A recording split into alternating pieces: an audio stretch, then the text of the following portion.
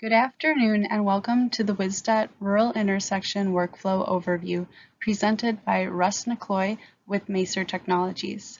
My name is Kate Sanford with CBS Squared and I'll be assisting with Q&A moderation and have a couple of notes before we get started. First, a big shout out to all of our sponsors. We are thrilled to be able to host this workshop as a virtual event this year. We couldn't make this happen without their generous support. Thank you. An evaluation link will be provided at the end of the session, as well as in a larger email at the end of the workshop. Evaluation completion is necessary to qualify for PDHs, and it also helps us in planning future events.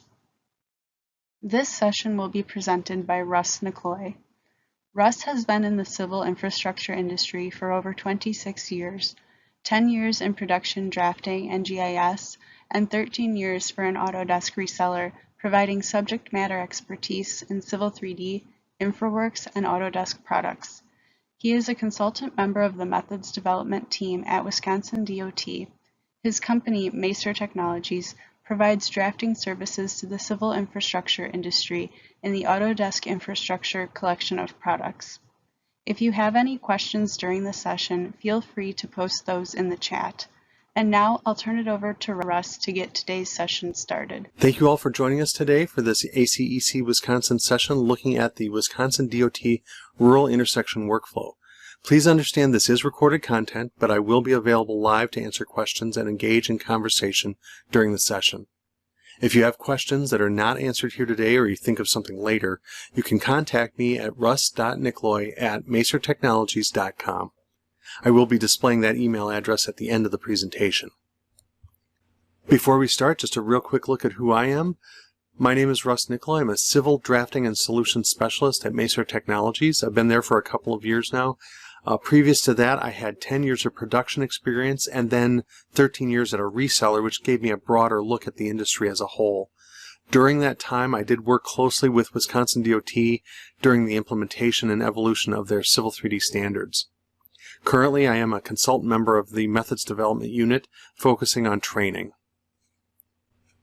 So just a real quick look at the agenda here. First of all, we're going to look at the use of setup corridors. Then we're going to look at the alignment layout process. Then the use of connected alignments.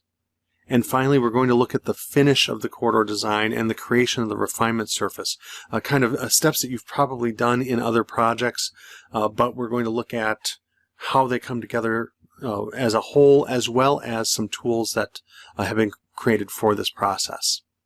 Now, we're not going to look at the granular part of every step here, just the important points. The full process is going to be documented on the WisDOT Civil 3D KB site. So first of all, let's take a look at the use of setup corridors. The setup corridors are going to help us find the pavement edge profiles throughout the intersection. Now, the process that we're looking at, the rural intersection process, we're actually looking at in a super elevated roadway. So the pavement edge profiles are going to play an important role where they're might be in transition into the super elevation or at a fully transitioned, fully super elevated area, and maybe has some weird elevations to them. Also, the setup corridor is going to allow us to be dynamic to the project. So if there are any changes, a proposed design profile is not dynamic to changes, but a setup corridor does make those profiles dynamic and will help us out later on during the revision process. Now, we will also be using a WisDOT subassembly called multi-use width and slope links.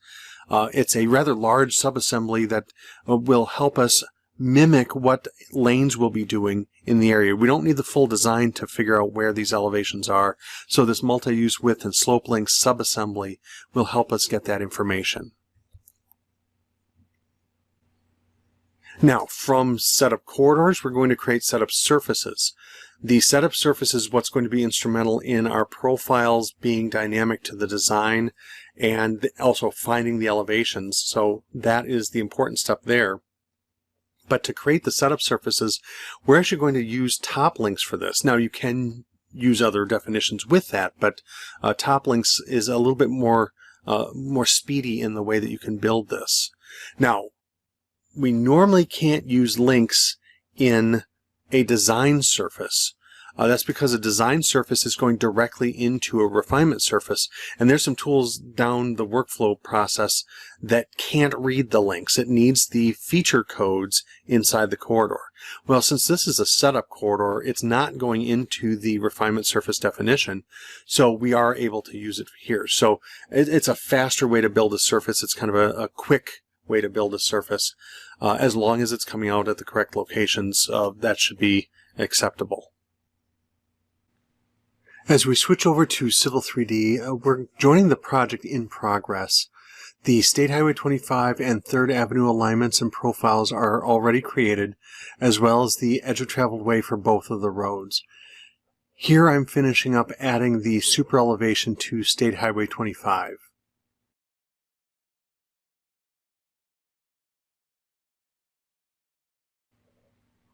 Then we're moving over to create the setup assembly. I'm using the WisDOT multi-use width and slope links subassembly. That we can assign super elevation and horizontal widths to 2 segments on both sides. That way we can mimic the corridor, but as we're creating a setup corridor.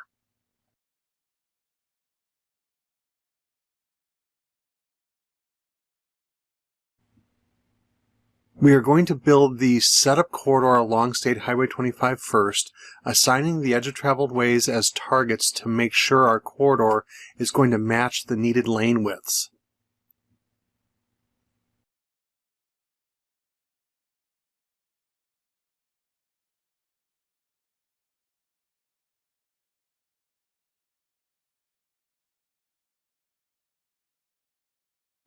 Then we'll create a top surface from link codes as the start of the setup surface.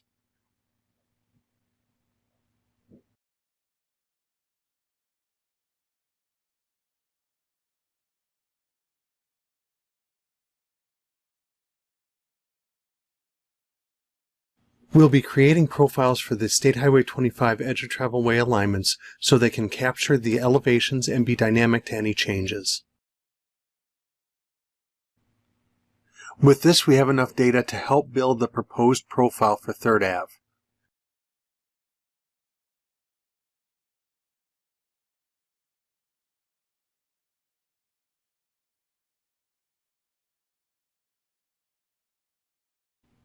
First, we'll create the profile view so we can see the existing conditions.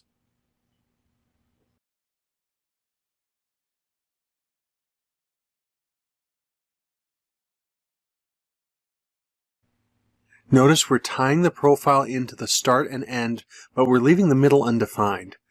That's because we will be placing the intersection objects to lock the profiles together at the center line and the 2 edge of traveled ways.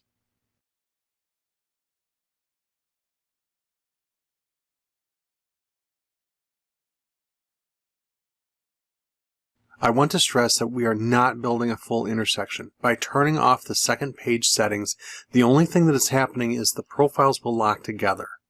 This will help in dynamically updating the design during revisions.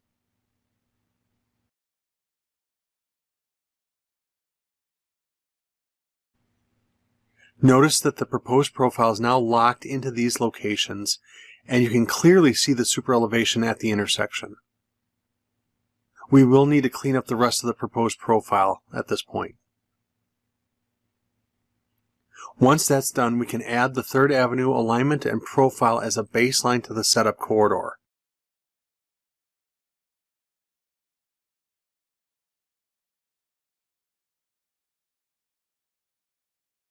We will need to create a gap to let the State Highway 25 region through the intersection.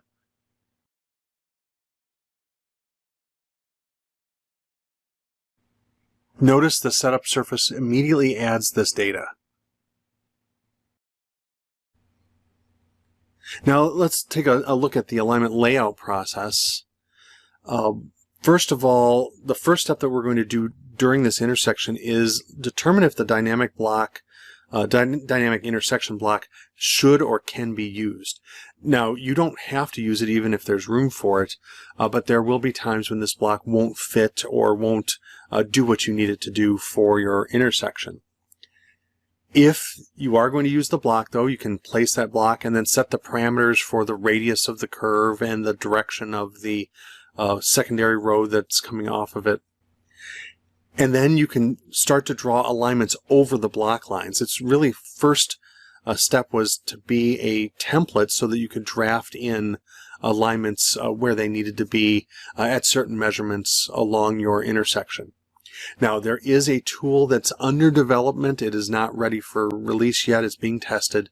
That is hopefully going to make that process, the drawing of alignments, easier, or something you don't even have to do anymore. You can just translate them in. So that's something to look forward to. But in the meantime, drawing the alignments over the block is a fairly straightforward process there. Now, during that process, we will be drawing alignments through the intersection. Basically, why we're doing that is so that the edge of traveled way does not have to have 2 or 3 different versions of it out there. You can draw it on the south half of the intersection, then kind of bend it through the intersection to get to the north end and bring it through to the end over there, instead of having 2 different alignments doing that. Now, just understand that we are not doing this for any design portion. In fact, we're kind of bending it around the intersection where it won't be in the way of the design. So something to keep in mind there. Now, if you decide not to use the intersection block, or you can't for whatever reason, there are a couple different choices that you have. You can create offset alignments and then use the widening tool to change the location of the widening. Now, this takes a little bit of setup ahead of time. It's a little bit longer, but they do stay dynamic to the parent alignment. Therefore, if there's any changes to the corridor or the intersection, these alignments will generally be keeping up to date with that and moving around with it. So there's a little bit of a benefit there. If you decide not to use the offset alignments and you just go in and create manual alignments, whether you're drawing alignments directly or drawing polylines, then translating them into alignments, those are easy to create, but they're not dynamic to the road or intersection. So you might be trading a problem off later on in the process when there's revisions to the corridor, revisions to this intersection.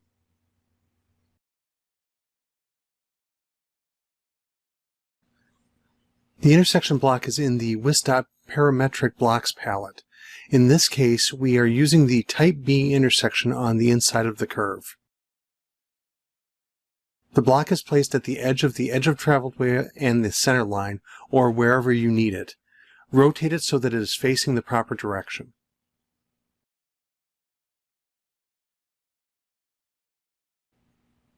In the properties of the block, we are setting the radius of the curve so the block fits better. We will also need to adjust the secondary road grip to match the center line of 3rd Avenue.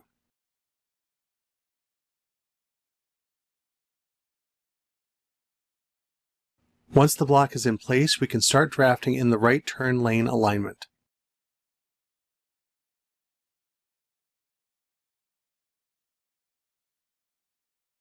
It's on a curve, so we're going to use alignment layout curve tools.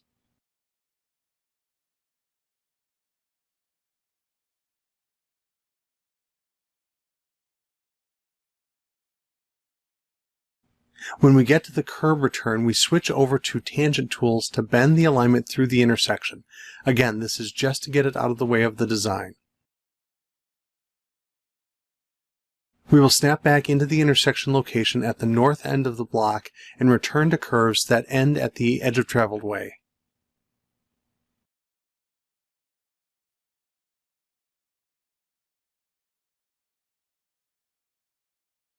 We will repeat these steps for the edge of gravel shoulder alignment.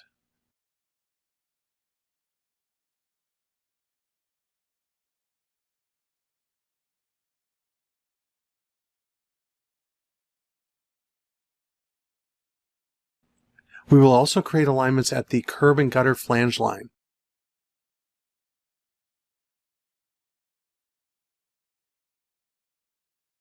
The block has a 10-foot extra stub on either end. I'm drawing all the way to the end of this, but I plan on shortening this later.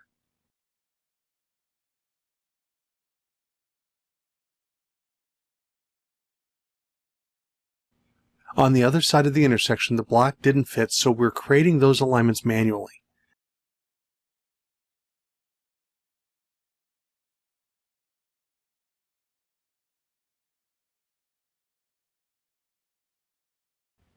Actually, we're going to offset the edge of traveled way alignment 0.01 feet, then use the widening tools to adjust it in the areas that will need it.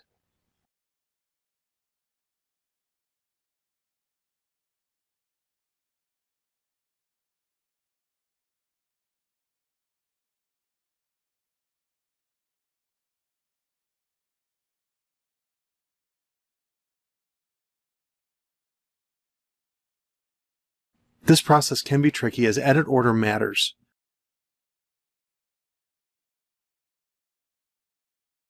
Watch the results of your edits to make sure that you're not overriding something from a previous edit.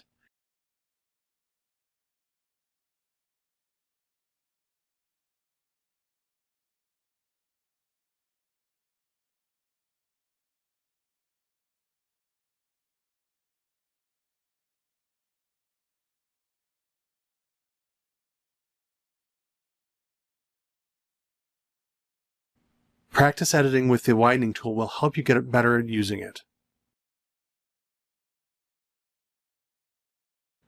There are more edits along that edge of traveled way and some very small adjustments.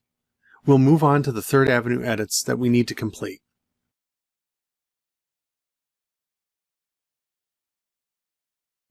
For 3rd Avenue, we won't use offset alignments, only widen the alignments that are there. This is basically the same method as for State Highway 25.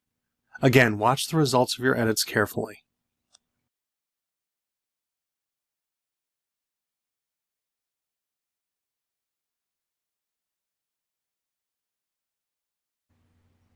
So let's take a look at the use of connected alignments in the intersection.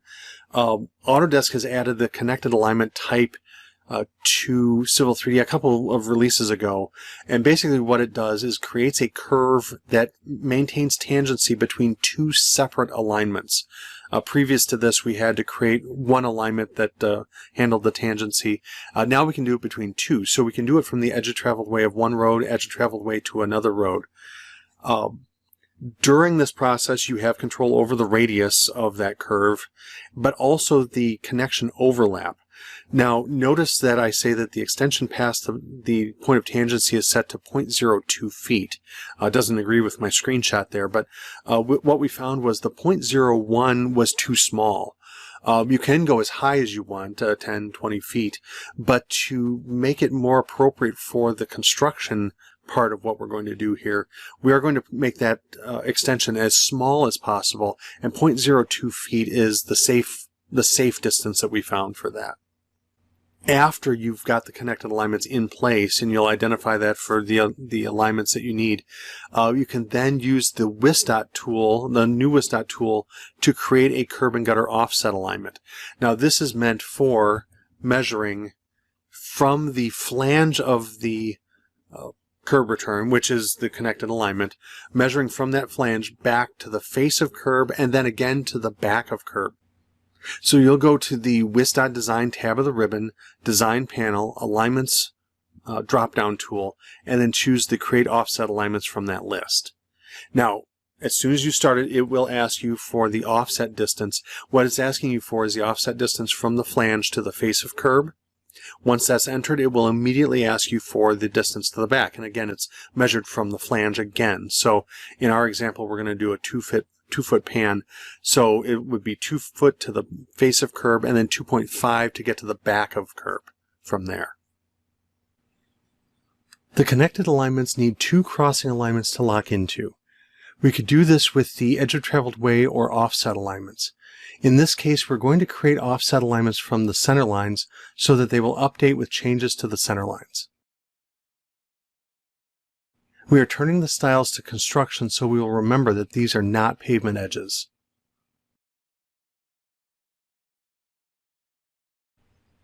We need to make the construction lines on 3rd Avenue for the other side of the connected alignments.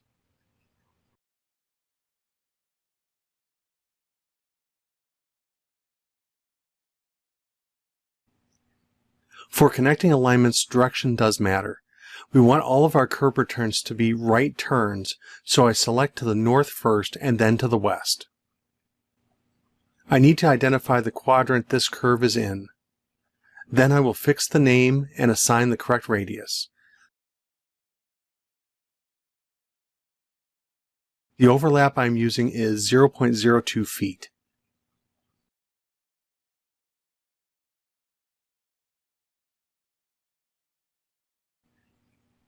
Then I repeat this for the southwest curb return, starting from the west and then going south.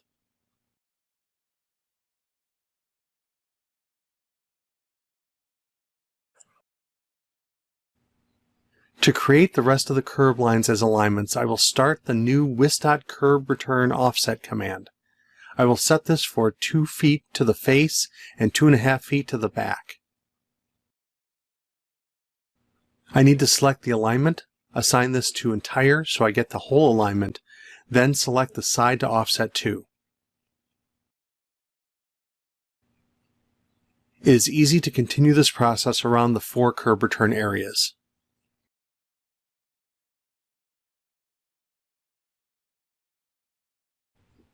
Since this has created offset alignments, the face and back alignments will adjust with the flange alignment. This will be useful when I shorten the stub that is past the end of our curb and gutter.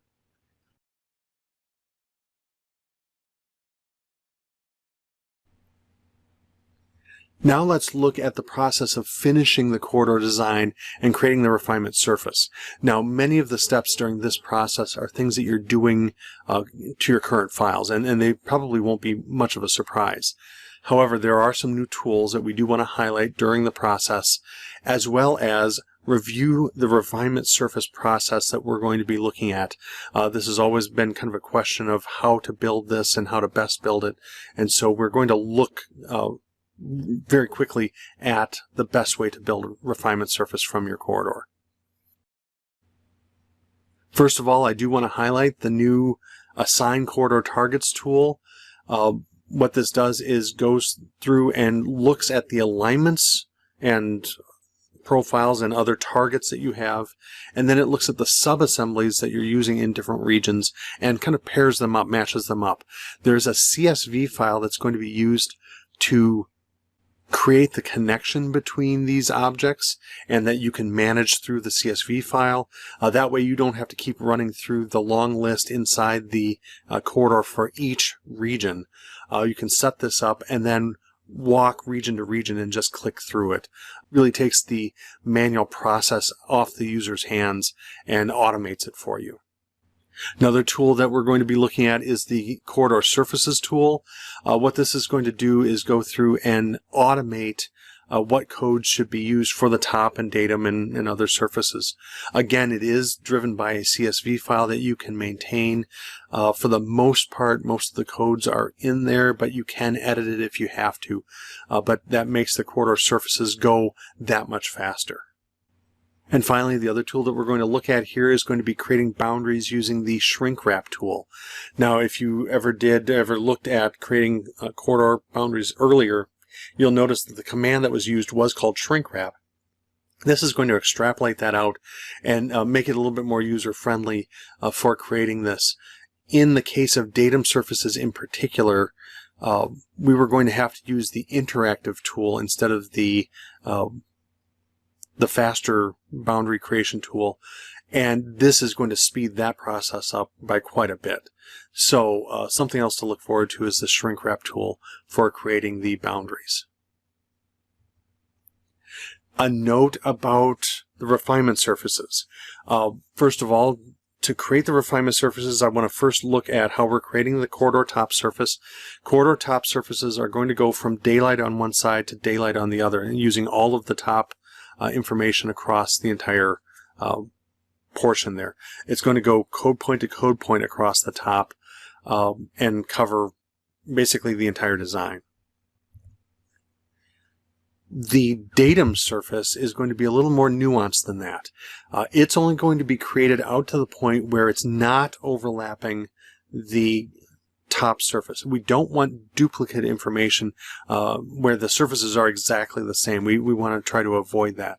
So in an urban situation, you can see there the datum is stopping at the back of curb, the back of extended subbase curb, as well as in the rural situation where it's going from the daylight subpoint or the corner of the shoulder to corner of the shoulder. Again, just where it meets up with the top and then stops there.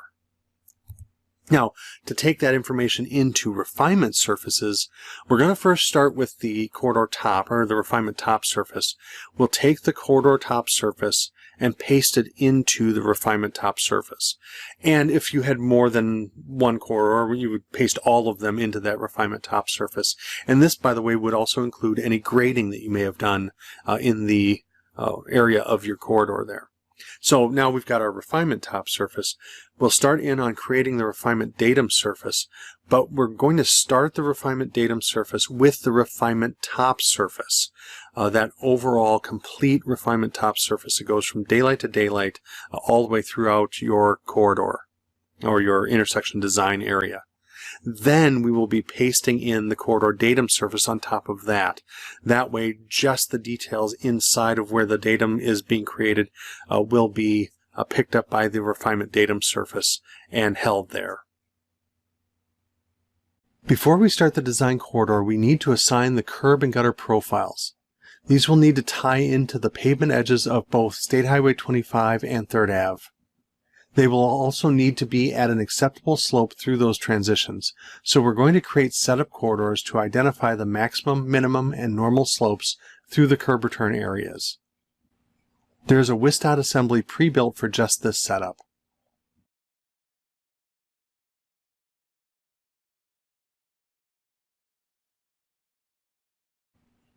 That assembly will run along the curb and gutter flange alignment at existing ground profile. It will shoot a link back towards the State Highway 25 edge of traveled way and the 3rd Avenue center line.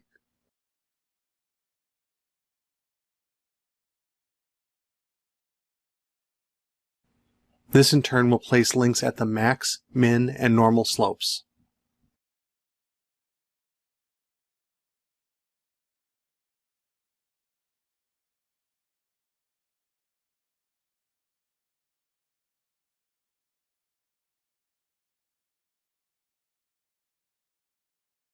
Creating setup surfaces for all three of these will allow profiles to be created and projected into each curb and gutter profile view.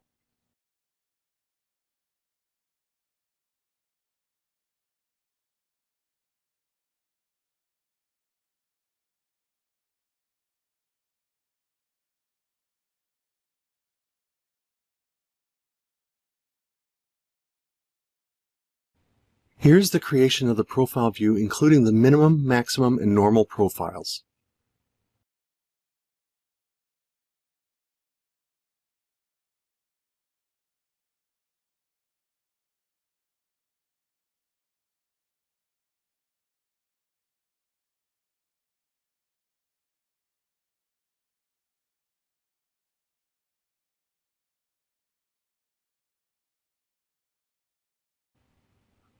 You repeat this for each of the curb return profiles.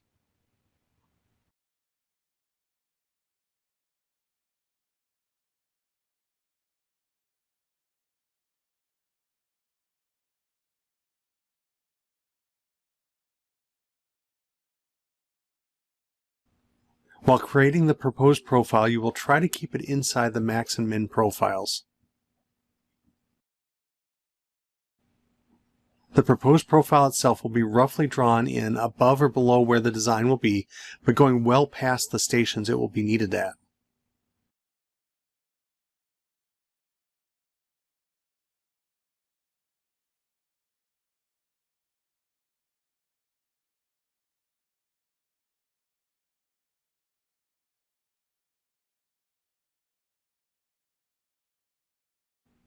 Back at the corridor, intersection objects will be placed to lock the edge of traveled way profile to the curb and gutter profile.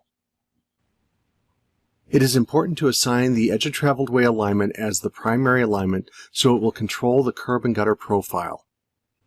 Make sure the curb and gutter alignment is second in the list and above all the other many alignments that are in that area. If an alignment has more than one profile, make sure you switch to the correct one. As before, we're turning off the offset settings for the intersection tool so that we don't create a full intersection. This is only to lock the profiles.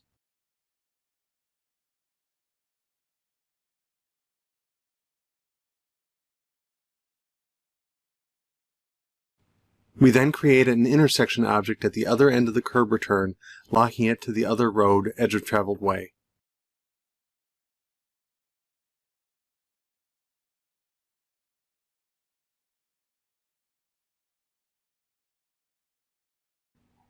In the profile view, you can then trim off the extra profile segments and add any profile geometry that might be needed.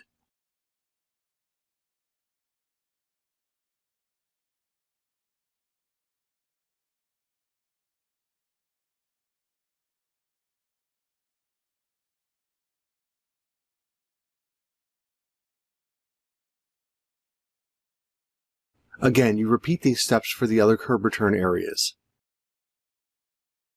In the corridor design file, you'll data reference the appropriate alignments, profiles, and existing surface.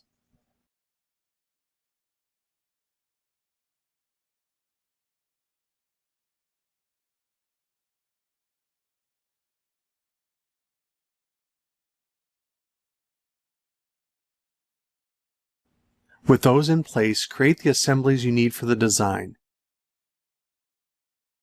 We are using WisDOT pre-made assemblies for curb return fillet and roll full section.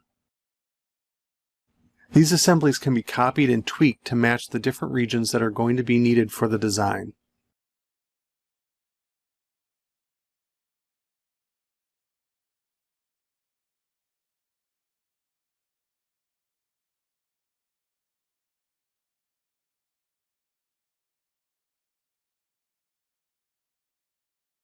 Since you will have quite a few assemblies to cover your design, you should label them all using the WisDOT Assembly Label tool. We will return and name the assemblies with the station where they were used so that you can keep track of the edits that may be needed.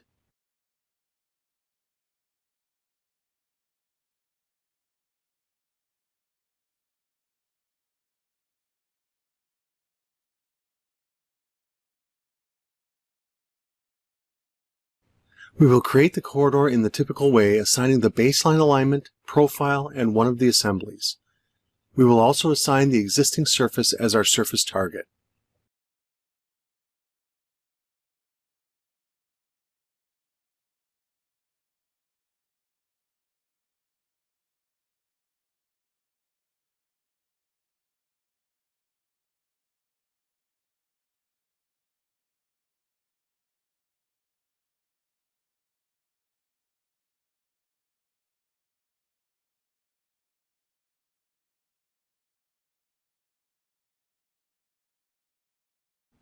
When you create the corridor, add region breaks at the more likely locations. You can split and change regions later, but some design points will be obvious.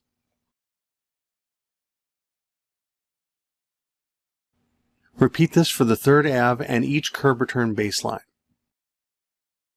Since there are tools to assign the corridor targets, we will skip that for now, but we will make sure that the frequencies of the regions inside the intersection footprint are set to 2.5 feet as per the FDM.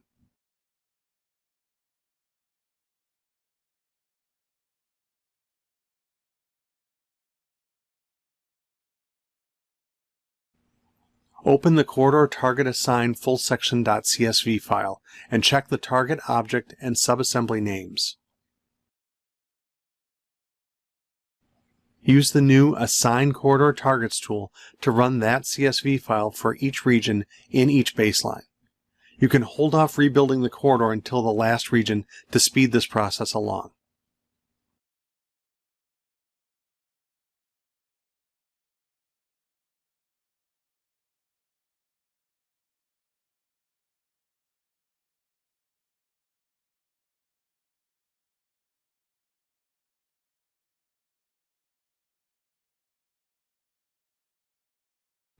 After the corridor is built, we can build the surfaces.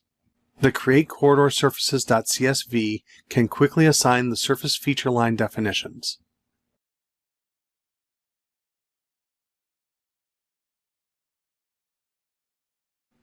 The refinement surfaces require corridor surfaces defined by feature line point codes. For the top corridor surface, that definition starts at the daylight point on one side, connects to each feature line point code across the top of the surface to the opposite daylight point. That surface will stretch across the entire top. The datum surface is a bit more nuanced.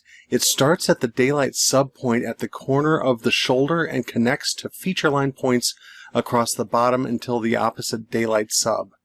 So this surface will not be across the entire corridor. The intent is not to duplicate the top and datum surfaces where they are exactly the same.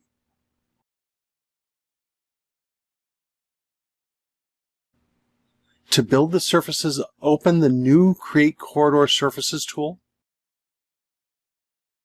Identify the corridor surfaces CSV file that you're using. Select the corridor and the surfaces are created. You can see the surface edges, especially where the boundaries are needed.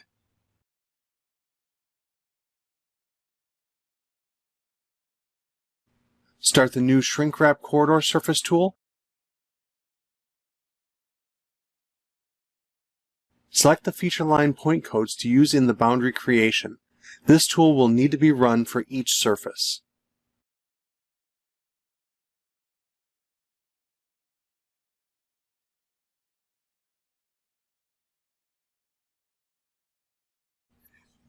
Grading surfaces were added to the curb return areas behind the curb and gutters. These will be added to the top refinement surface.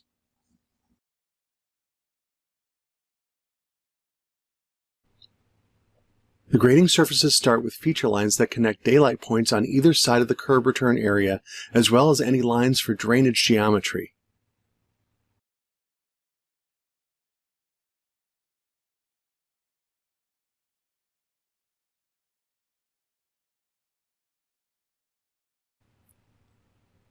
These are cleaned up to represent the ditch and daylight tie-in, then added as brake lines to the grading surface.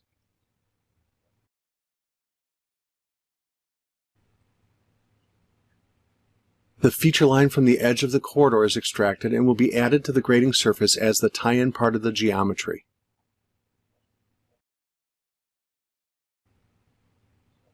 Then the grading surface is created and these feature lines are added as brake lines.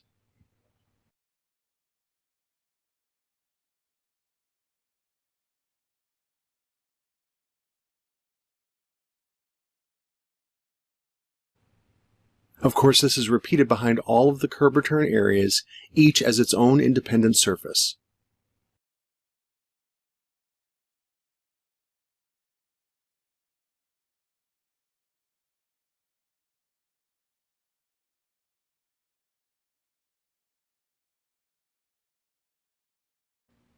We're going to start the refinement surfaces by creating the top refinement surface. This surface will be made in its own file, where the corridor top surface and the grading surfaces will be data referenced. These surfaces will then be pasted into the refinement all top surface.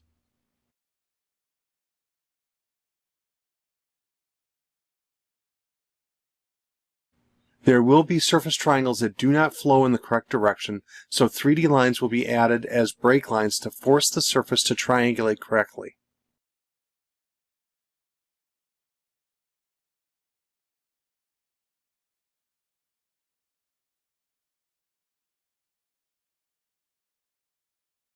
The refinement top surface will be data shortcut referenced. When the refinement datum surface is created, the refinement top surface is pasted into the refinement datum surface first. Then the corridor datum surface is pasted into the refinement datum surface.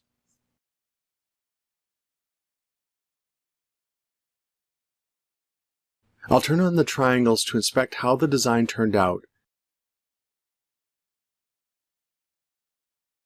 As expected, the surface will need some 3D line brake lines to clean up the final version.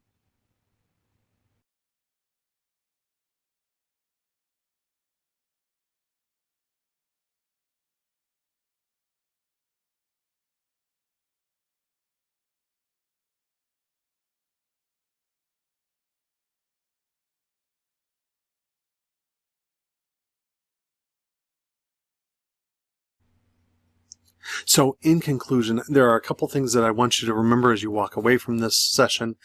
First of all, using setup corridors. I think setup corridors are overlooked because it seems like people are building a corridor to build another corridor, and really what it's meant for is finding information, especially in the super elevation regions. It's really going to be helpful, and it creates that dynamic profile so that as changes are made, the setup corridor changes the setup surface, which changes the profile that your design is being created from. So everything is kept together and up to date. Also, using the intersection block. I know some people will choose not to use the intersection block. I think the block is great where this room and where it's going to fit your design needs, but as it stands right now, it is just for a template to draft over the top of, but keep your eye out for a tool that will translate alignments out of the block into your file and really speed up that process. I think the intersection block is really going to be extra useful when that tool comes about. Also, the offset alignments for the edge of traveled way, edge of paved shoulder, edge of gravel shoulder, or any of the ancillary alignments that you may need to create. If you are needing to create them manually and not using the intersection block, offset alignments with the widening, even though it's a little bit more work up front, really pays off later on in the process. So keep that in mind as something that you may want to use during the process. Also, of course, the new tools that we talked about, the connected alignments. Hopefully some of you have seen those before and used them, but they may be new to others. So I recommend that you start using those because they really do a lot of great work maintaining tangency between alignments. Also, the Wisconsin DOT tools, the Assign Corridor Targets tool, the Create Curb Offset tool, and the Create Corridor Surface and the Create Boundary Surface, that shrink wrap tool, all built specifically to speed the process up and make the process less user dependent. So with that, I will say thank you. Hopefully we've been able to answer some questions during the presentation. If there are other questions, we will be going to a live Q&A at this point. My email address is on the page there, and my QR code there will take my information and put it right into your phone if you choose to do it that way. So let's go to some questions.